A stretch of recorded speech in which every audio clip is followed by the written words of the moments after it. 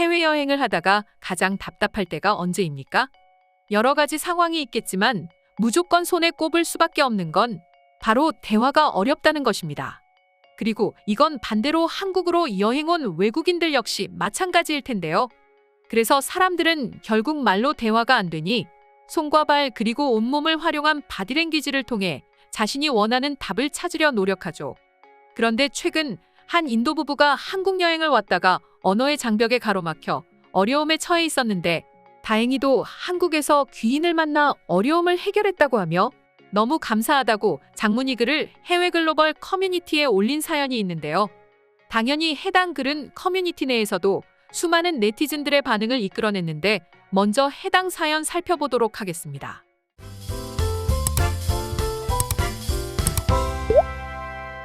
저는 K-팝에 빠진 아내 때문에 어쩔 수 없이 한국 여행을 결정하게 됐습니다. 무려 일주일 일정이었는데요. 처음에 저는 한국이라는 나라 자체를 잘 몰랐기 때문에 너무 싫었습니다. 하지만 한국에 도착했을 때 내가 봤던 인천공항과 심야버스를 타고 서울 도심으로 이동할 때 멀리서 봤던 서울의 도심 야경에 저는 한눈에 반해버렸습니다. 그리고 맛있는 한국 음식과 또 중간중간에 먹은 인도 요리까지 모두 마음에 들었고 일주일 여행은 제게 꽤 값진 시간이었습니다. 그런데 여행 마지막 날 우리는 새벽 비행기로 돌아가야 했기에 어쩔 수 없이 짐을 챙겨 부랴부랴 호텔을 나왔습니다. 하지만 아니나 다를까 우리는 어느 버스 정류장에서 기다려야 할지 또 무슨 버스를 타야 할지 전혀 모르겠는 거 아니겠어요? 그나마 다행이었던 건 인근 버스 정류소가 있었고 마침 버스 한 대가 우리 앞에 섰습니다. 그래서 우리는 버스 기사님께 공항에 어떻게 가야 하는지 또 어떤 버스를 타야 하는지 묻기 위해 다가갔죠. 하지만 대화가 통할 리가 없었기 때문에 우리는 공항에 가고 싶다는 것을 표현하기 위해 비행기 이륙을 흉내냈죠. 우리의 간절한 마음을 기사님도 알아보셨는지 우리를 자신의 버스에 올라타라며 손짓했고 조심스레 버스에 올라탔습니다.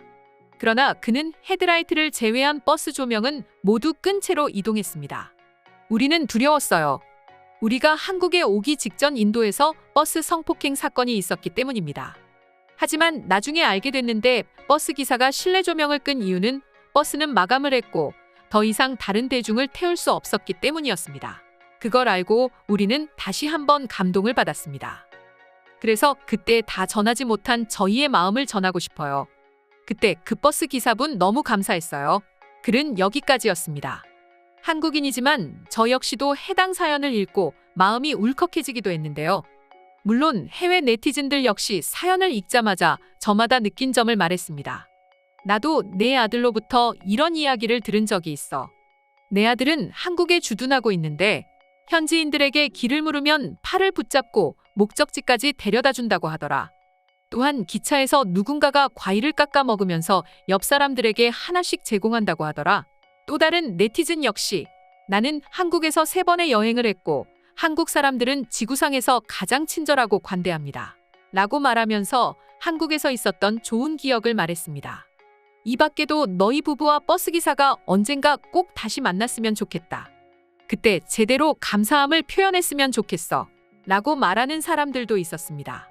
이처럼 외국인들의 경우 한국인들의 호의에 유독 놀라움을 나타내고 있습니다. 외국에서 이런 호의를 못 받아본 것처럼 말이죠. 하지만 그래도 쓰여있지만 부부가 한국으로 여행 오기 전 고국에서 안 좋은 사례가 있었듯이 현재 사회는 매우 삭막하고 또 점점 더 개인주의적이고 이기적으로 변하고 있기 때문은 아닐까 싶은데요. 오늘은 글을 읽은 해외 네티즌들의 더 많은 반응 자세히 살펴보도록 하겠습니다. 너무너무 감동적이지만 저는 크게 놀랍지 않네요. 한국에서 지금까지 5년째 거주하고 있고 처음부터 지금까지 수많은 한국인들로부터 도움을 받고 있습니다. 한국인들은 무엇보다도 우리 같은 외국인들이 어려움에 처해 있다면 두 팔 걷어 붙이고 도와줄 것입니다.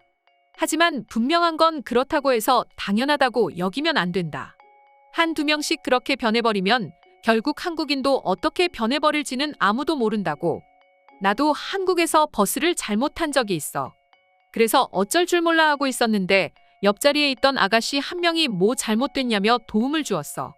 덕분에 난 목적지까지 시간이 좀 지체되긴 했지만 안전하게 올 수 있었어. 한국만이 아니야. 이곳 미국에도 아주 좋은 버스 운전사들이 있어.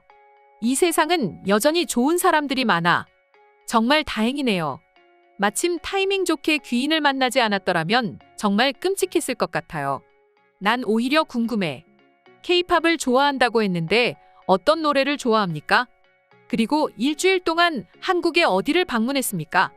저도 곧 한국으로 여행 가려고 하는데 당신들의 일정을 공유받을 수는 없을까요? 어느 나라나 좋은 사람은 있지만 그런 좋은 사람을 만난다는 것은 사실 쉽지만은 않아. 그렇다는 건 너희 부부에게는 아마 천운이 따른 것이라고 할 수 있는 거지. 맞습니다. 만약 당시에 저렇게 좋은 버스 기사님을 만나지 못했더라면 당신들의 운명은 어땠을까요?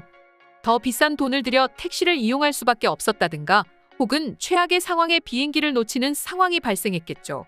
무조건 그렇다고 말할 수는 없어요. 그들이 여행한 곳은 한국이기 때문입니다. 한국에서 대부분의 사람들은 친절하게 대해주고 버스 기사분이 아니더라도 길 가던 사람들 누구라도 붙잡고 물어보면 좋은 방법을 함께 고민해 주었을 것입니다. 난 한국을 벌써 수차례 여행했습니다. 그리고 한국 사람들은 지구상에서 가장 친절한 사람들이라는 걸 매번 알게 됩니다. 이 세상에는 물론 좋은 사람이 많지만 한국은 유독 그런 좋은 사람들이 많은 것 같아요. 그래, 당신이 얼마만큼의 사례를 했는지 적혀 있지 않아서 모르겠지만 아마도 장소가 한국이었기 때문에 고마움을 표시해도 받지 않았을 가능성도 있다. 하지만 그렇다 하더라도 성의 표시는 해야 하는 것 아닐까? 그것도 퇴근길에 모르는 외국인 부부를 위해서 먼 길까지 운전을 해주는 수고를 했는데 말이야. 저는 여자친구와 함께 한국을 여행했는데 아침부터 저녁 늦은 시간까지 굉장히 빡빡한 일정으로 돌아다녔고 결국은 호텔로 돌아오는 길버스에서 깜빡 잠이 들고야 말았습니다. 하지만 종점까지 온 우리를 버스 기사님은 조용히 깨워주었습니다.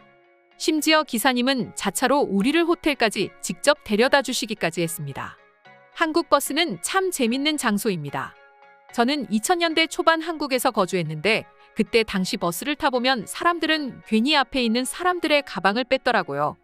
저는 강도가 아닌가 싶어 놀랐지만 오히려 서 있던 친구는 감사하다고 고개를 까딱거렸습니다.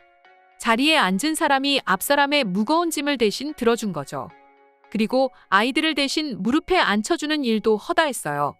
저도 당신과 비슷한 시기에 한국에 있었는데 엄마로 보이는 사람이 아이를 앞에 앉은 다른 아주머니의 무릎에 앉히는 거 아니겠습니까? 굉장히 놀랐어요.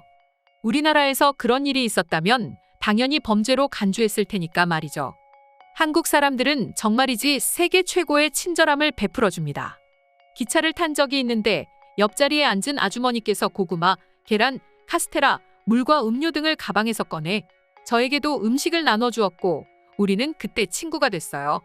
나중에는 아주머니의 아들, 딸과도 친구가 됐고 말이죠. 모든 나라가 그렇지만 아무것도 모르고 택시를 타면 호되게 당한다는 말이 있다. 그런데 유독 한국만큼은 달랐어. 한국말을 하나도 할 수 없었고 난 휴대폰으로 목적지만을 보여줬을 뿐이다. 그런데 택시 기사님은 마치 가이드라도 된 것처럼 목적지까지 가는 길에 이곳저곳 소개시켜 주었고 심지어 목적지에 도착했을 때는 요금도 받지 않으셨어. 가슴이 찡해져 온다. 내가 겪은 일도 아닌데 말이야. 타국에서 이런 호의를 받게 되면 과연 어떨까? 그리고 떠나기 직전이라면 아마도 한국은 정말이지 좋은 추억으로 남게 될 것 같아. 오늘의 영상은 이것으로 마칠 텐데 영상이 유익하셨다면 구독과 좋아요, 알림 설정 한 번씩 부탁드리겠습니다. 감사합니다.